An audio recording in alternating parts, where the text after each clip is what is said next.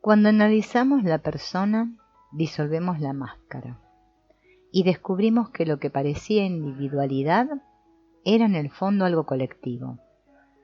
Reconducimos así el pequeño Dios del mundo a su origen, el Dios general que precisamente personifica la psique colectiva. Al cabo comprobamos con asombro que la persona era solo la máscara de aquella.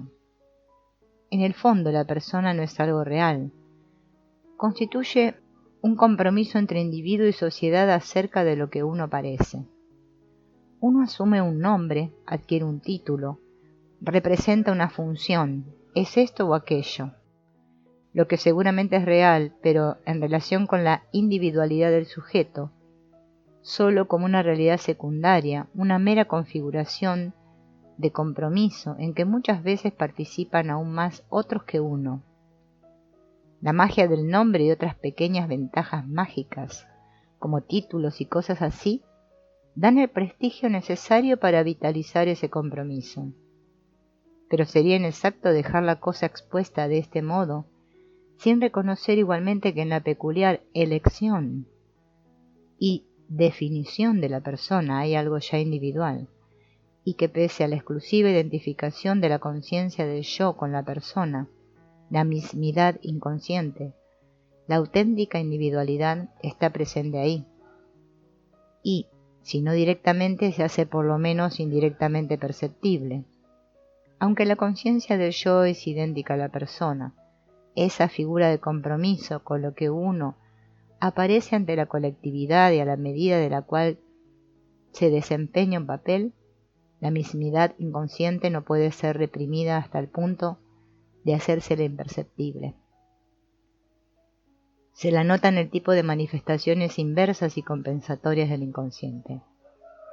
La actitud puramente personal de la conciencia en esos casos provoca por parte del inconsciente reacciones que junto a las represiones personales contienen puntos de arranque para el desarrollo individual y fantasías colectivas, pero el análisis del inconsciente personal, el material colectivo junto con los elementos de la individualidad son traídos a la conciencia.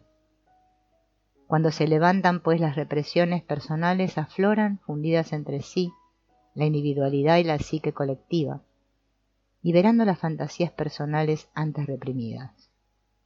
Las fantasías y sueños que aparecen en adelante asumen un aspecto algo diverso. Pero no me encontraría en condiciones de indicar exactamente en qué consiste esa modificación de modo que, por la sola descripción, fuera posible reconocerla. Solo puedo señalar una característica que hasta ahora se ha mostrado infalible: el rasgo cósmico, es decir, la referencia de las imágenes contenidas en sueños y fantasías a cualidades cósmicas como infinitud espacial y temporal, enorme velocidad o amplitud de movimiento, conexiones astrológicas, analogías telúricas lunares y solares, etc. La aparición de los elementos cósmicos significa el estado de semejanza divina. Este estado se anuncia a menudo por síntomas peculiares, por ejemplo, por sueños en que se vuela como un cometa por el espacio cósmico. Uno es la Tierra, el Sol o una estrella, o tiene una estatura extraordinariamente grande o pequeña, o está muerto o se encuentra en lugares desconocidos, enajenado de sí, confuso o loco, etc. Aparecen también modos de sentir corporales, como el de ser demasiado grande para la propia piel, o demasiado grueso, o bien aparecen modos de sentir hipnagógicos, como el de hundirse o elevarse infinitamente, o de aumentar las dimensiones corpóreas, o sensaciones de vértigo. Psicológicamente este estado se caracteriza por una particular desorientación acerca de la propia personalidad, sobre qué sea uno realmente ya, o bien el sujeto está muy especialmente seguro de aquello que aparentemente acaba de llegar a ser. Son frecuentes la intolerancia, el dogmatismo, la autoexaltación o la autodespreciación, el desprecio y el desdén por los no analizados y sus puntos de vista y actividades. La cantidad de posibilidades de la psique colectiva obra de modo perturbador y también ofuscante. Con la disolución de la persona resulta además un desencadenamiento de la fantasía, que al parecer no es otra cosa que el funcionamiento de la psique colectiva. Esta irrupción de la fantasía trae a la conciencia materiales e impulsos de cuya existencia no se tenía antes sospecha alguna.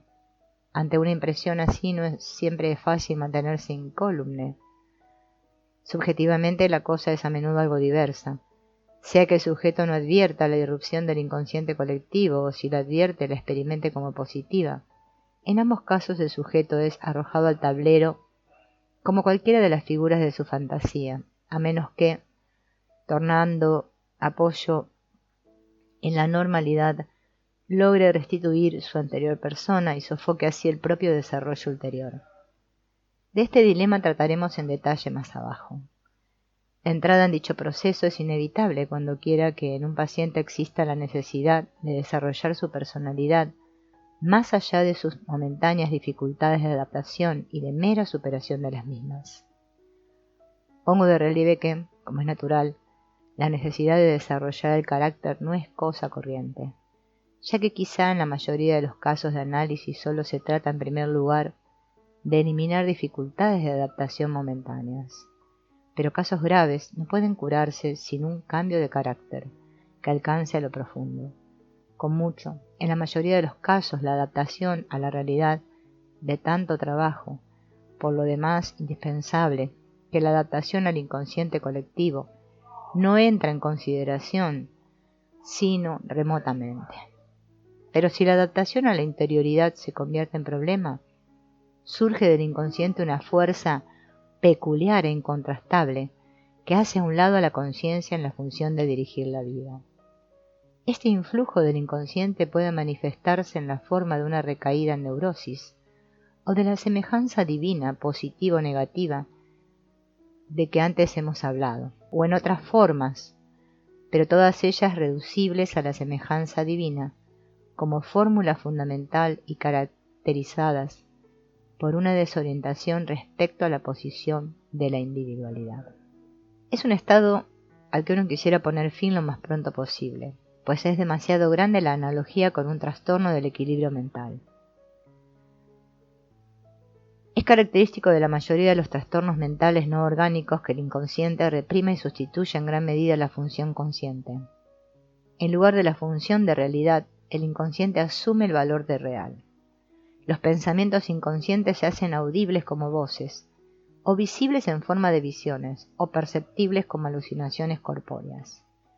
O bien se manifiestan en juicios inconmovibles de índole delirante, a los cuales quedan subordinados los hechos.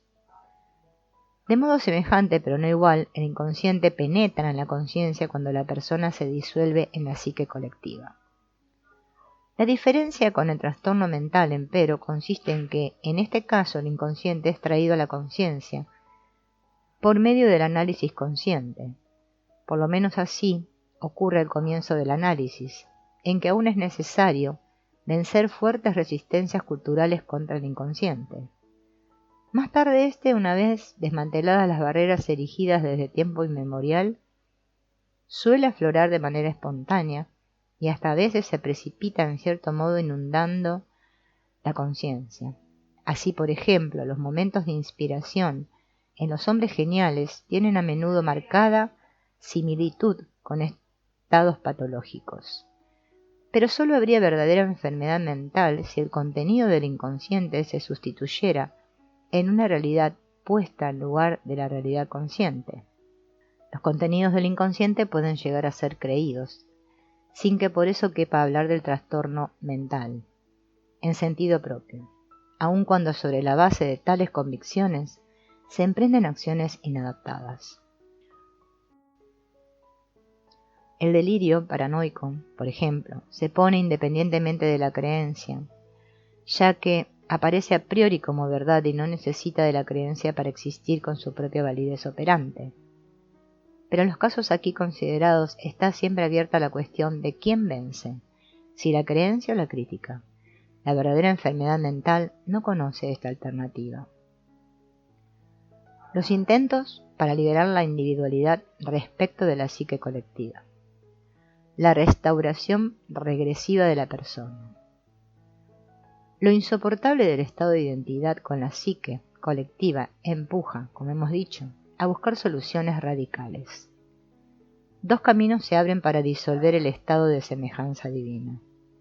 La primera posibilidad es que uno intente restablecer regresivamente al estado anterior, el de la persona, tratando de subyugar al inconsciente por aplicación de una teoría reductiva, por ejemplo, interpretándolo como nada más que sexualidad infantil, antes reprimida y ya hace mucho sin vigencia, que sería mejor reemplazar propiamente con un funcionamiento sexual normal.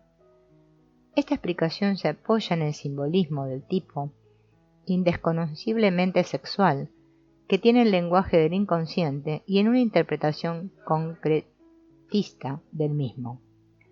O bien, se recurre a la teoría del poderío, interpretando la semejanza divina como protesta viril y como forma infantil del propósito de poderío y la tendencia a la seguridad, lo cual se apoya en las igualmente indesconocibles reivindicaciones de poder que trae consigo el material inconsciente.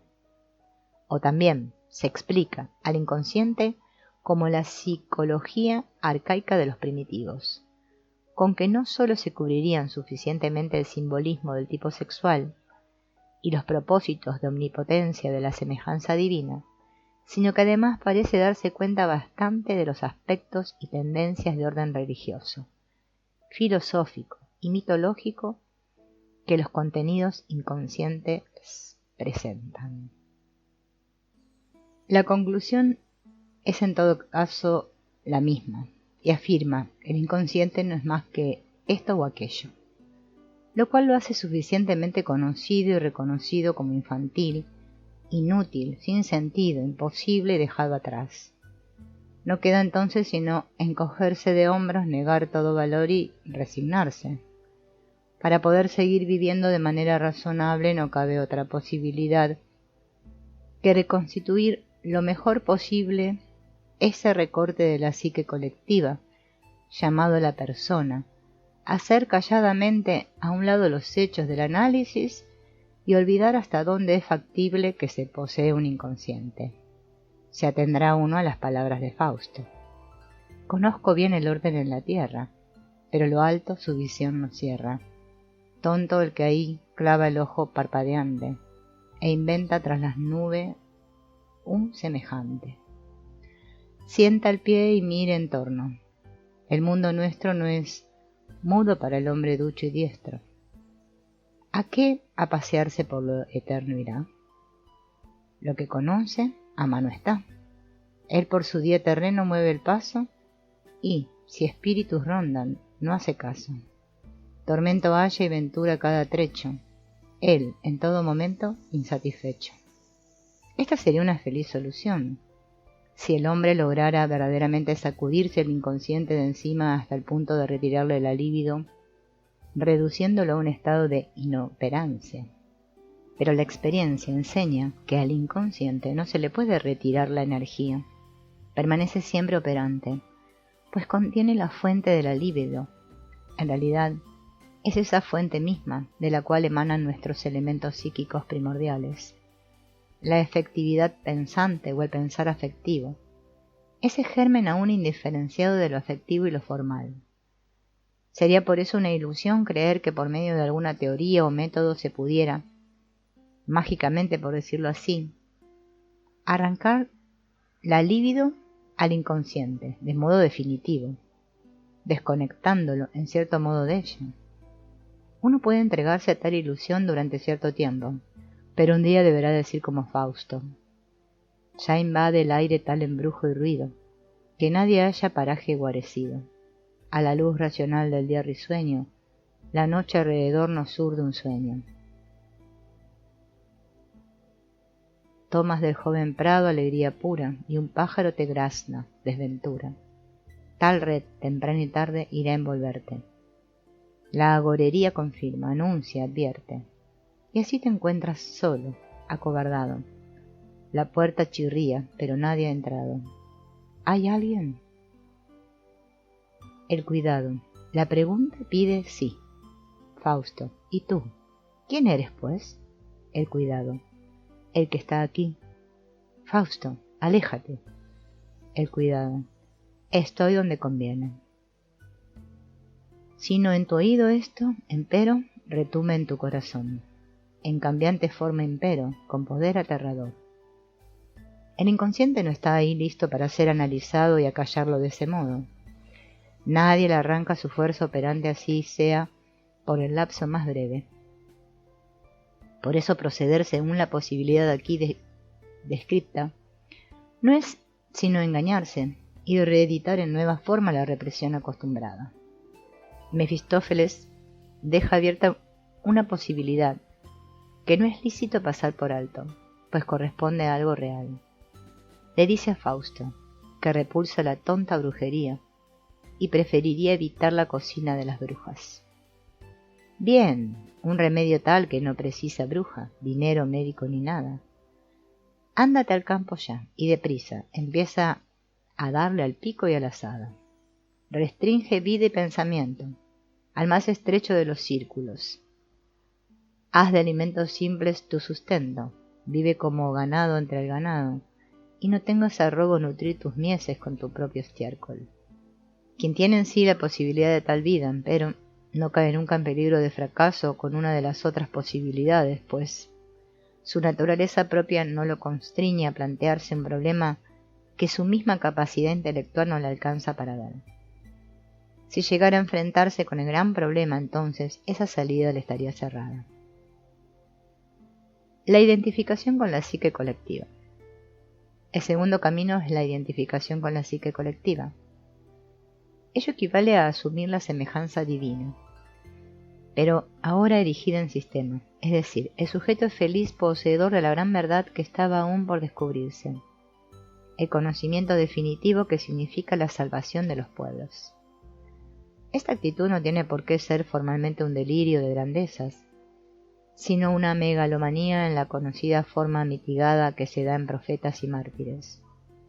Espíritus más débiles que, como suele ser el caso, disponen en tanto mayor medida de orgullo, vanidad e ingenuidad, mal a propósito, corren no poco peligro de sucumbir a esa tentación. Abrir el acceso a la psique colectiva significa para el individuo una renovación vital, independientemente de que se le experimente como agradable o desagradable. El sujeto quisiera aferrarse a esa renovación, unos porque ella exalta su sentido vital, otros porque les promete un conocimiento vastamente acrecentado. Por eso unos y otros, que no quieren renunciar a los grandes valores sepultos en la psique colectiva, se esfuerzan por retener de algún modo esa recién conquistada anexión a los fundamentos primordiales de la vida. La identificación parece ser la vía más a mano, pues la disolución de la persona en la psique colectiva invitan formalmente a desposarse con ese abismo y hundirse sin memoria. Este momento místico cuadra a todo ser superior, así como la nostalgia de la madre es ingénita a todos, como mirada retrospectiva a la fuente en que cada cual tiene su primer origen. Según he mostrado detalladamente antes, la nostalgia regresiva que Freud notoriamente concibe como fijación infantil o como deseo incestuoso, que se pone de relieve, por ejemplo, en los mitos, donde precisamente el mejor y el más fuerte del pueblo, o sea su héroe, es el que obedece a esa nostalgia regresiva, y se expone deliberadamente al peligro de ser devorado por el monstruo del abismo materno.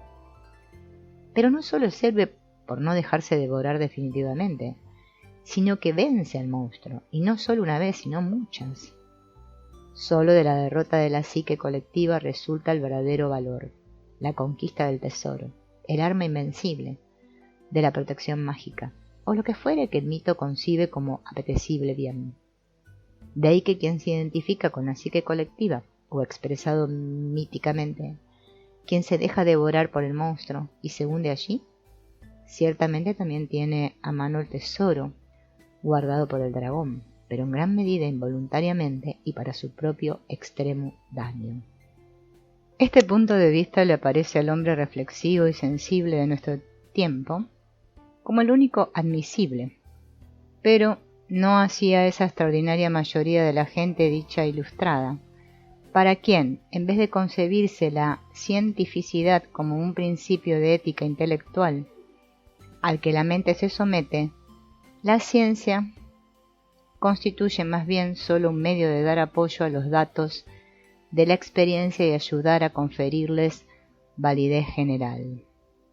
A nadie que se ocupe de psicología podrá ocultársele que junto al número relativamente corto de quienes respetan el principio de la cientificidad o del tecnicismo, la humanidad pulula literalmente de representantes de un principio muy diferente.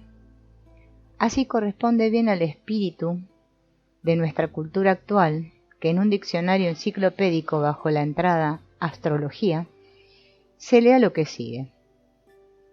Uno de sus últimos adherentes fue Pfaff, cuya astrología y la estrella de los tres magos deben citarse como singulares anacronismos. Pero en Oriente, especialmente en Persia, India y China, la astrología sigue gozando hasta hoy de gran estima. Hay que estar afectado de ceguera para escribir algo así. Existe literalmente toda una biblioteca de libros y periódicos astrológicos que se venden más que las mejores obras científicas. Los europeos y americanos que se hacen trazar el horóscopo no se cuentan por centenas de miles sino por millones. La astrología es una industria floreciente. Pero la enciclopedia aludida manifiesta, todavía el poeta Dryden se hizo trazar la carta natal de sus hijos. En realidad, por América y Europa pulula la Christian Science. Cientos de miles de un lado y otro del océano juran por la teosofía y la antroposofía. Y quien crea, por ejemplo, que los Rosacruces sean una leyenda del pasado, puede, si abre los ojos, verlos hoy en día tan vivientes como en tiempos de Mari Castaña. La magia popular y las ciencias ocultas están tan poco muertas como siempre. Ni tampoco es lícito creer algo así, como que solo la es del pueblo sea accesible a esa clase de supersticiones. Notoriamente hay que subir muy alto para encontrar los representantes del otro principio. Quien se interesa por la verdadera psicología del ser humano no debe perder de vista estos hechos. Pues si tan alto porcentaje de la población tiene tan inagotable necesidad de ese contrapolo del espíritu científico, podemos estar seguros de que la psique colectiva posee esa exigencia psicológica en cada uno de los individuos, por científico que sea. Hasta cierto escepticismo crítico científico de nuestro tiempo no es otra cosa que una malograda compensación para los fuertes y profundamente enraizados impulsos supersticiosos de la psique colectiva. Uno ha visto cómo cabezas extremadamente críticas han sucumbido del modo más completo a esa exigencia de la psique colectiva, sea directa, sea indirectamente, al convertir su teoría científica particular en un fetiche. Por eso no es pequeño el peligro de que uno naufrague por identificación en la psique colectiva. Si la identificación se produce, se ha cumplido un paso atrás, una estupidez más se ha generado, y por sobre todo se ha negado y reprimido el principio de individuación bajo una máscara de acto individual y entre una niebla de ilusión, la de haber descubierto lo más propio de sí. En realidad, no se ha descubierto así lo propio de uno, sino las eternas verdades y errores de la psique colectiva. En ella ha perdido uno lo suyo propio. Por eso, la identificación con la psique colectiva es un fracaso, que en otra forma termina de modo tan lamentable como el primer camino, el que llevaba a la división entre la psique colectiva y la persona. Puntos de vista principales para el tratamiento de la identidad colectiva. Para resolver el problema de cómo dominar en la práctica del tratamiento la asimilación de la psique colectiva, debemos ante todo darnos cuenta de cuál es la falla de los dos caminos recién delineados. Hemos visto que ni el uno ni el otro lleva a un resultado feliz. El primer camino simplemente reconduce al punto de partida, con pérdida de los valores vitales que hay en la psique colectiva. El segundo lleva directamente al seno de la psique colectiva, con pérdida de la singularidad humana, sin la cual no es posible una existencia soportable y satisfactoria. De uno y otro lado hay valores que lo son absolutamente y que el individuo no debe perder.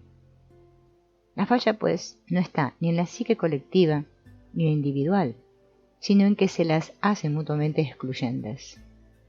Viene a favorecer esta propensión la tendencia monista, que siempre y en todas partes barrunta y busca un único principio. El monismo, como tendencia psicológica general, es una peculiaridad del modo de sentir y pensar propio de la cultura, y corresponde al impulso de elevar a principio psicológico superior tal o cual función psíquica. El tipo introvertido solo conoce el principio del pensar, el extravertido solo el del sentir. Este monismo, o mejor dicho, monoteísmo psicológico, tiene la ventaja de la simplicidad y la desventaja de la unilateralidad. Significa, por una parte, la exclusión de lo múltiple y de la verdadera riqueza de la vida y del mundo, pero por otra, la realizabilidad del ideal propuesto por nuestro presente y nuestro pasado inmediato. Pero no significa una verdadera posibilidad de desarrollo fecundo para el hombre como tal. Igualmente, la inclinación exclusivista se ve favorecida por el racionalismo, cuya esencia consiste en excluir de entrada todo lo que aparece en oposición lógica, sea intelectual, sea afectiva, con su propio punto de vista. Es, en cuanto a la ratio, a la vez no monista y autocrático. Debe agradecerse particularmente a Bergson haber roto una lanza por el derecho a la existencia de lo irracional. La psicología deberá acomodarse a reconocer un pluralismo de principios, aunque ello sienta mal al espíritu científico. Es el único camino que tiene para evitar quedar empantanada. Sin embargo, con respecto a la psicología individual, la ciencia debe incluso hacer acto de abstención, pues hablar de una psicología individual científica es una contradictio in accepto. Necesariamente solo la parte colectiva de una psicología individual puede ser objeto de ciencia, ya que el individuo, por definición, es irrepetible e incomparable. Un psicólogo individual científico niega la psicología individual. Está bajo la justificada sospecha de que su psicología individual sea simplemente su propia psicología. Cada psicología individual necesitaría un tratado propio, pues un tratado general contiene solo psicología colectiva. Con estas observaciones quisiera preparar lo que haya de decirse sobre el tratamiento del problema antes mencionado. La falla fundamental de ambos caminos está, pues, en que hacen identificarse al hombre con una u otra parte de su psicología. Pero su psicología es tanto individual como colectiva. No, sin embargo, de modo que haya de disolverse lo individual en lo colectivo o lo colectivo en lo individual. En efecto, la persona ha de separarse conceptualmente con nitidez del individuo, en cuanto ella es susceptible de resolverse en lo colectivo exhaustivamente. Y lo individual es precisamente aquello que nunca puede fundirse ni identificarse con lo colectivo. Por eso tanto una identificación como una escisión arbitraria respecto de lo colectivo es sinónimo de enfermedad. Ahora bien, resulta sencillamente imposible efectuar en un caso individual una separación neta entre lo individual y lo colectivo. Tal separación, por lo demás, sería para nuestros fines sin valor y sin objeto. Basta saber que el alma humana es tanto individual como colectiva y que sólo puede medrar si es posible conseguir que estos dos aspectos, aparentemente contradictorios, alcancen una cooperación natural. Ese conflicto, por supuesto, no se da dentro de la vida instintiva, aunque también la vida puramente corporal debe satisfacer exigencias tanto individuales como colectivas. En los llamados instintos, es decir, en la disposición natural inconsciente, está ya la armonía. El cuerpo y sus facultades y necesidades establecen inmediatamente aquellas determinaciones y limitaciones que impiden toda desproporción y desmesura. También en el cuerpo se funda la individualidad espiritual, que nunca puede constituirse si no se reconocen los derechos del cuerpo. Inversamente, tampoco puede medrar el cuerpo si no se asume la peculiaridad espiritual. Se me perdonará una imagen grotesca que representará mi punto de partida para la solución de nuestro problema. Se trata del asno de Buridan, entre los dos haces de heno. Su planteo es evidentemente falso. El problema no está en si el as de la derecha es mejor que el de la izquierda, o si el asno debe empezar por uno o por el otro, sino en qué quiere de por sí y a dónde lo impulsa ese querer. Pero ahí el sujeto querría dejarse determinar por el objeto. La cuestión es, ¿qué brota de este individuo en este momento, como paso adelante en la vida, fruto de un desarrollo natural? A esta pregunta no se responde con ninguna ciencia, ni sabiduría vital, ni religión, ni buen consejo, sino única y exclusivamente por la observación absolutamente desprejuiciada de los gérmenes de vida psicológicos que brotan de la cooperación natural entre lo consciente y lo inconsciente por una parte, entre lo individual y lo colectivo por la otra. Pero, ¿dónde encontramos esos gérmenes? Unos los buscan en la conciencia, otros en el inconsciente. Pero la conciencia es sólo uno de los lados, el inconsciente es sólo el otro. La buscada función unificadora se encuentra en las fantasías creadoras. En la fantasía confluye todo lo que es determinación operante. Pero la fantasía tiene mala fama entre los psicólogos. Las teorías psicoanalíticas hasta ahora la tratan de modo acorde con esa fama.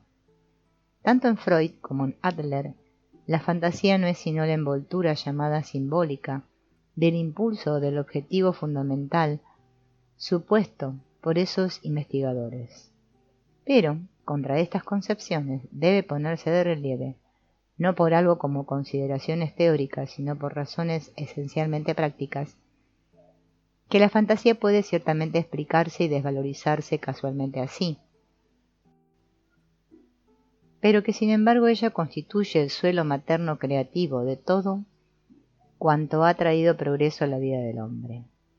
La fantasía como función psíquica tiene un valor propio de ella e irreductible, con raíces tanto en los contenidos conscientes como en los inconscientes, tanto en lo colectivo como en lo individual. Pero, ¿de dónde viene la mala fama de la fantasía? Debe esa fama principalmente al hecho de que no se la pueda tomar literalmente. Si se la entiende de modo concretista, carece de valor.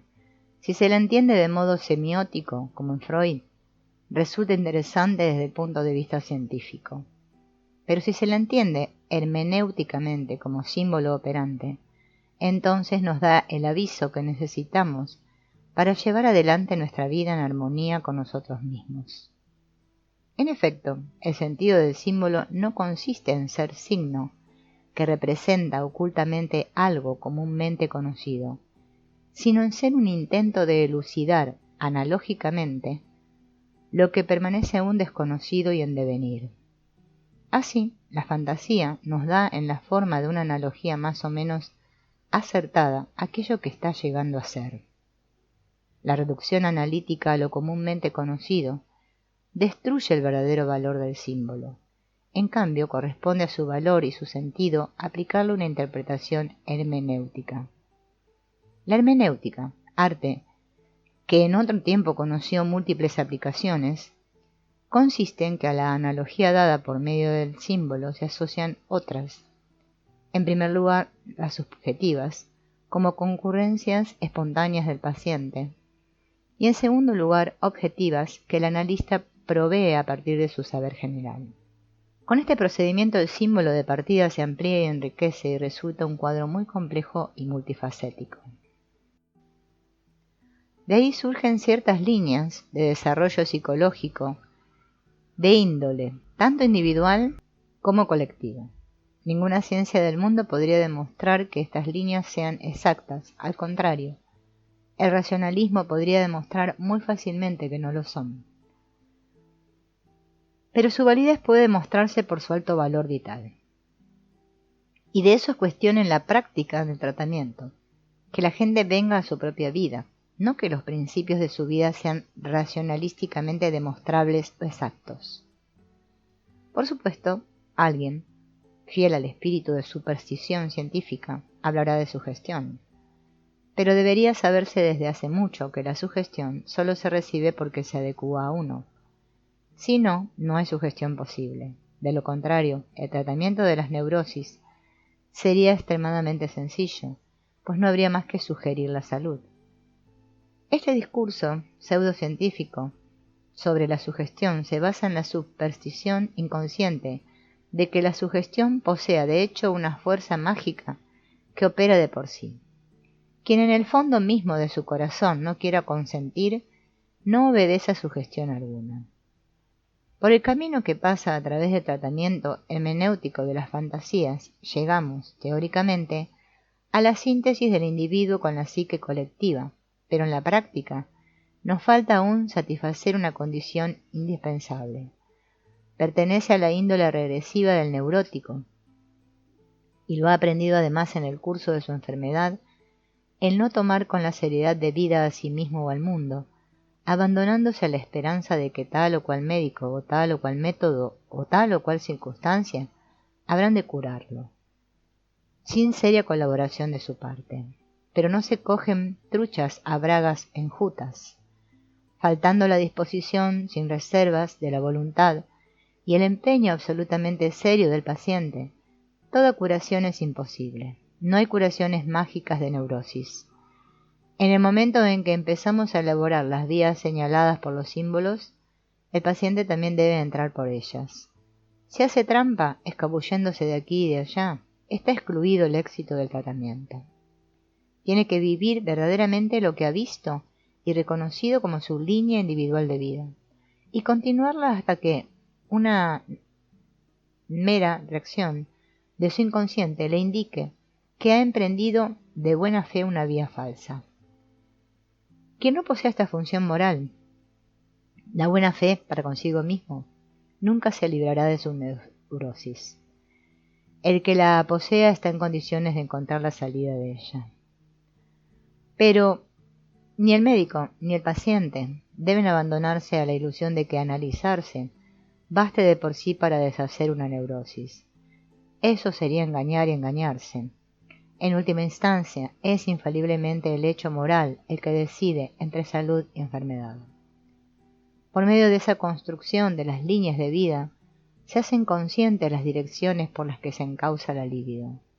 Estas líneas de vida no se identifican con algo como las líneas ficticias, descubiertas por Adler, que no son sino las tentativas arbitrarias de separar a la persona de la psique colectiva y prestarle autonomía.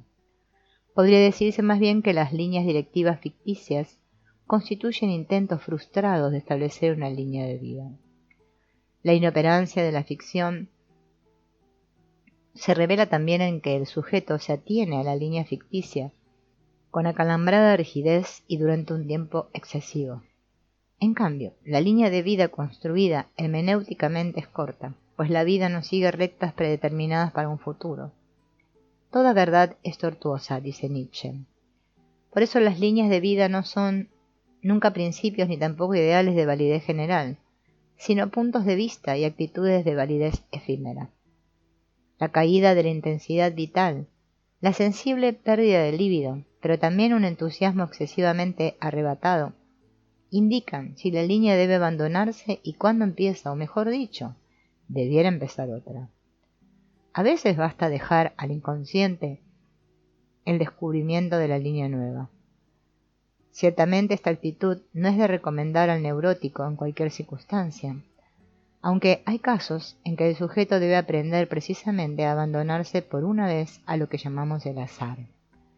Pero a la larga, el dejarse llevar no resulta de recomendable, o por lo menos ha de andarse con ojo atento a la reacción del inconsciente. Los sueños que nos muestran como un barómetro la unilateralidad de nuestra actitud.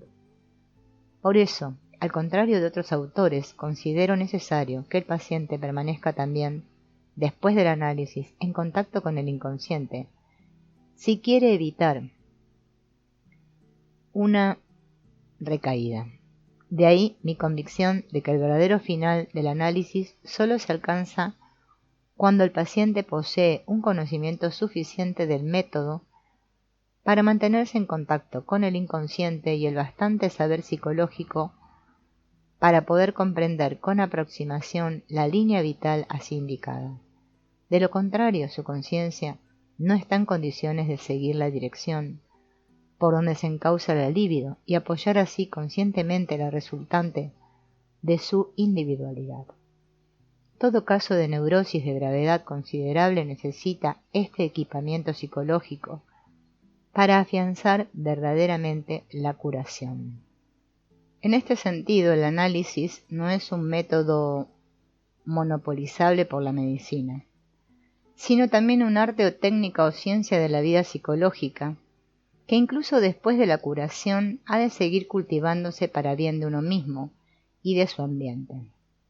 Si uno lo entiende correctamente así, no aparecerá como un profeta y reformador psicoanalítico del mundo, sino que, con verdadera comprensión del bien general, aplicará a sí mismo los conocimientos adquiridos en el curso del tratamiento e influirá más por el ejemplo de su vida que por altisonantes discursos o propagandas misionales.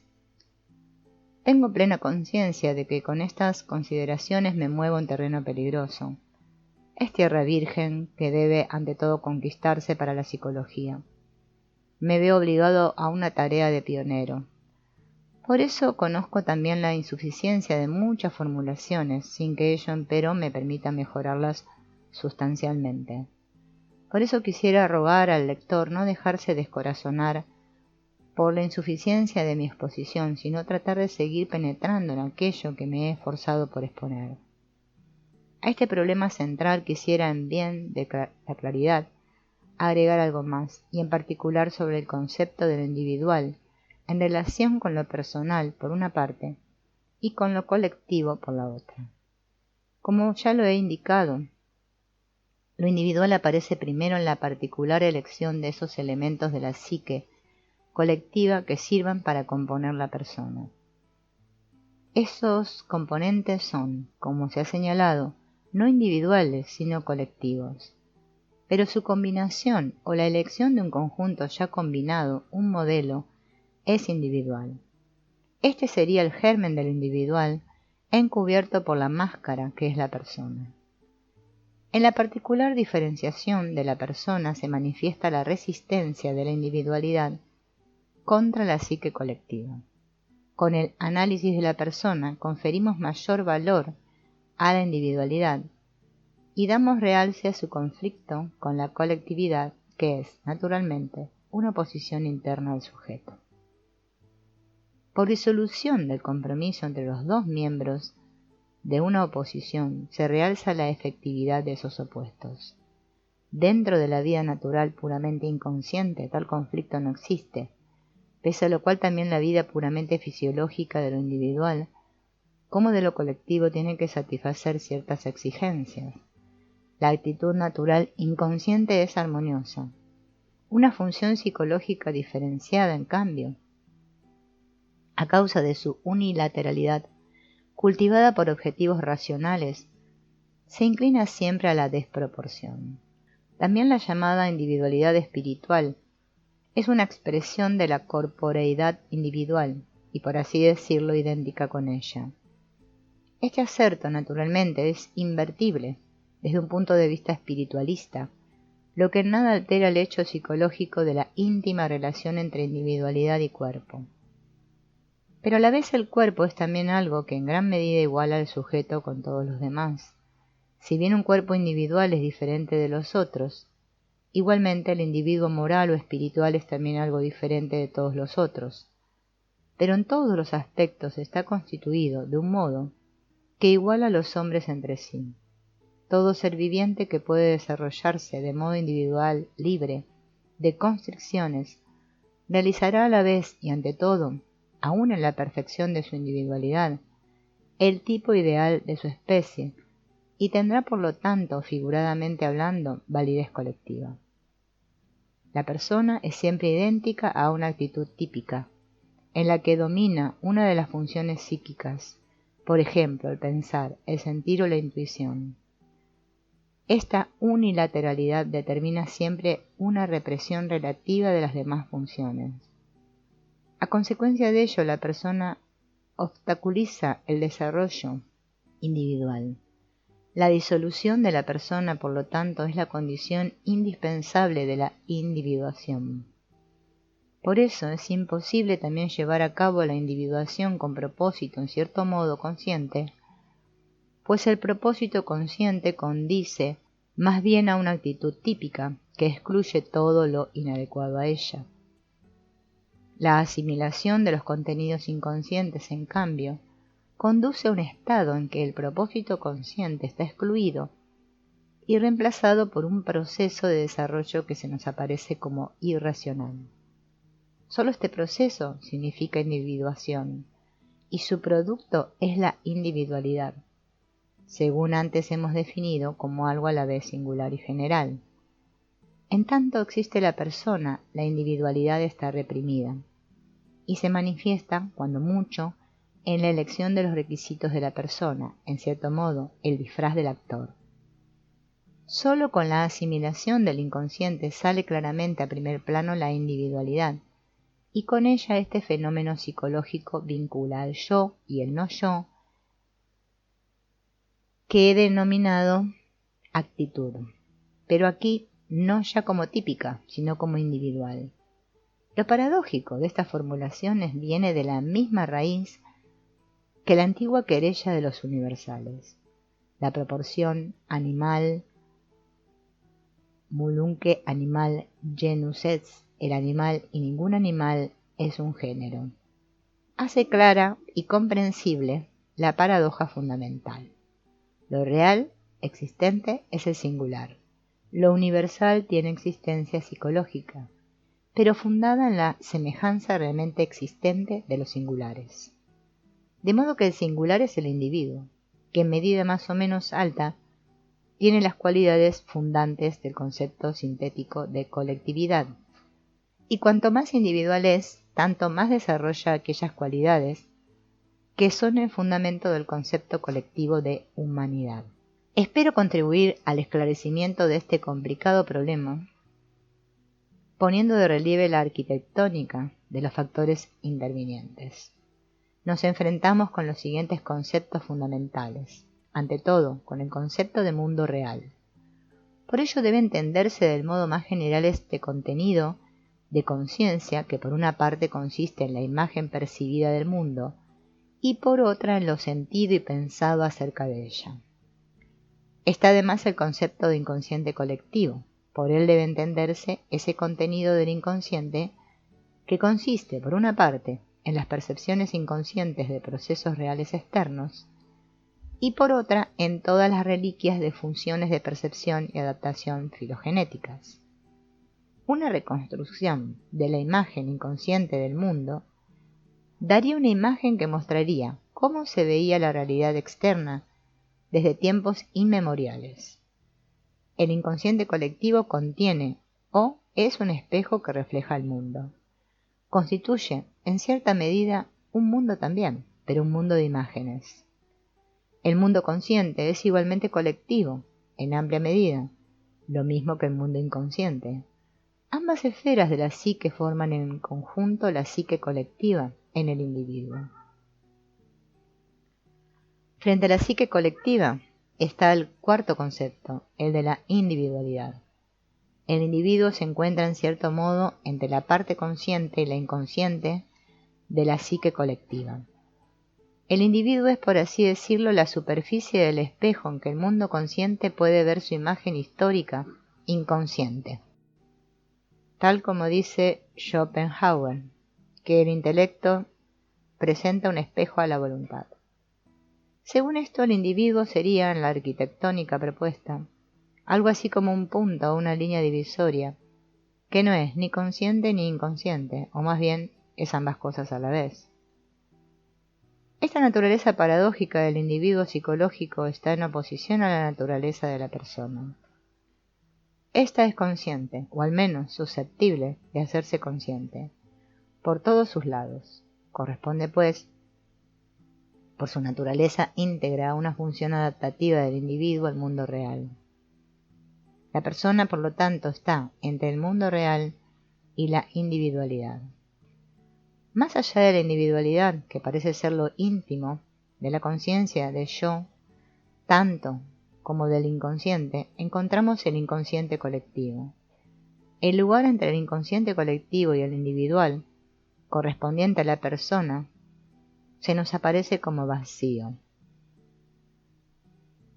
Pero la experiencia me ha enseñado que también allí existe una especie de persona, solo que una persona de carácter compensatorio que podría designarse en el varón como el ánima. Esta sería una formación de compromiso entre el individuo y el mundo inconsciente, es decir, las imágenes del mundo históricas o imágenes primordiales. Encontramos esa ánima de múltiples maneras en los sueños, donde en el varón aparece como ente femenino y en la mujer como varón, animus. Una buena representación de esta figura se encuentra en la imago de Spitteler, al igual que en su Prometeo y Epimeteo, como el alma de Prometeo, en su primavera olímpica, como el alma de Zeus. En la medida en que el yo está identificado con la persona, el ánima es proyectada con todo lo inconsciente, en los objetos reales de nuestro entorno. El ánima, pues, se encuentra por lo regular en la mujer amada. Esto es fácil de reconocer en las expresiones del enamoramiento. También los poetas han contribuido en este aspecto con mucho material probatorio. Cuanto más normal es el sujeto, tanto menos se manifiestan las cualidades demónicas del ánima en el objeto del ambiente inmediato. Para esta proyección, el ser elegido es alguien distante, del cual no es de temer una reacción perturbadora inmediata. Pero cuanto más sensitivo es el sujeto, tanto más se acercan las proyecciones demoníacas, hasta que finalmente llegan incluso a violar el tabú del parentesco, con lo cual se producen las típicas novelas familiares neuróticas. Cuando el yo se identifica con la persona, el centro individual se encuentra en el inconsciente. Se hace entonces prácticamente idéntico al inconsciente colectivo, pues toda la personalidad es entonces colectiva, por así decirlo. En tales casos existe siempre una intensa atracción hacia el inconsciente, a la vez que una vehemente resistencia consciente en contra, porque se teme la destrucción del ideal consciente. Hay casos, los he encontrado principalmente entre artistas o naturalezas sentimentales, en que el yo no está localizado en la persona, como relación con el mundo real, sino más bien en el ánima, como relación con el inconsciente colectivo. En tal caso, individuo y persona son juntamente inconscientes. El inconsciente colectivo forma entonces una parte de la conciencia, y gran parte del mundo real se constituye en contenido inconsciente. Estos sujetos experimentan ante la realidad el mismo temor a lo demónico que el hombre común ante el inconsciente.